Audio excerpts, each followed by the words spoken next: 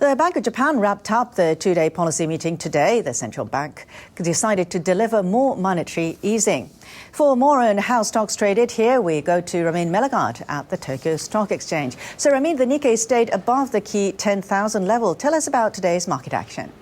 Thank you very much, Yuko. Yes, it did stay above the 10,000 level, but a little bit of volatility up to that point. Let's have a look at the exact closing levels today for the Nikkei and the topics. 10,039 up 1.2%, down 1.2% for the Nikkei, and the topics at 838, down almost 0.1%. Markets had moved back and forth immediately after the central bank's announcements. Initially, investors moved to take some profits from a recent rally, and that pushed down the Nikkei. Meanwhile, investors also snapping up some bargains, trimming losses to about 13 points shy from yesterday's close. And then again, we did see some profit taking into the close. The Nikkei also following some losses seen in the U.S. markets on Wednesday.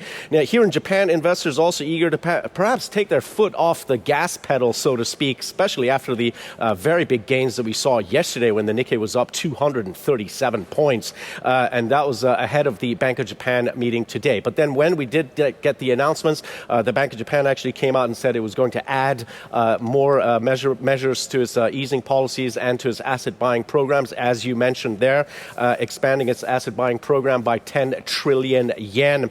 So that had an initial positive effect on stocks, but as I said, there quite a lot of volatility to deal with. Some of the sectors that we were following, which weighed on the Nikkei, which had been gaining over the last month, but dropped a little bit today, was the auto sector and also the consumer electronics sector. Now, within the auto sector, Honda, Nissan, Mitsubishi Motors really weighing on that sector.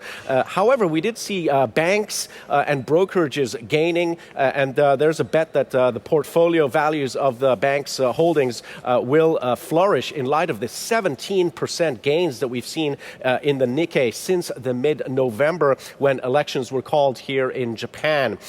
So we did see the likes of Nomura Holdings, Sumitomo Mitsui Financial Group gaining on the day. Now, let's have a switch to currencies because quite a bit of volatility there today. Dollar, yen, you can see there top of the screen. Now, 83.94 to 95. That was trading around the lower 84 yen levels earlier. And the euro yen, 110 now.